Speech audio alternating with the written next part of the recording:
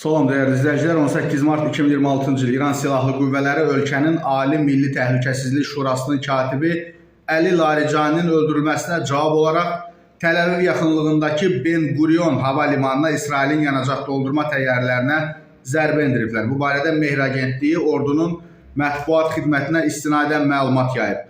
Bugün səhər saatlarında İri Stena hərbi gəmisinin cəsur dənizçilərinin şəhid həkim Əli Laricaninin və general Qulam Rıza Süleymaninin intiqamı olaraq İsrail ordusunun strateji yanacaq doldurma təyyarələrinin yerləşdiyi Ben Gurion hava limanına pilotsuz uçuş aparatları ilə zərbələr dalğası həyata keçirilib. Xatırladaq ki, Amerikanın martın 8-də Şri Lanka sahillərində həyata keçirdiyi hücum nəticəsində İri Stena hərbi gəmisində olan 104 dənizçi həlak olub.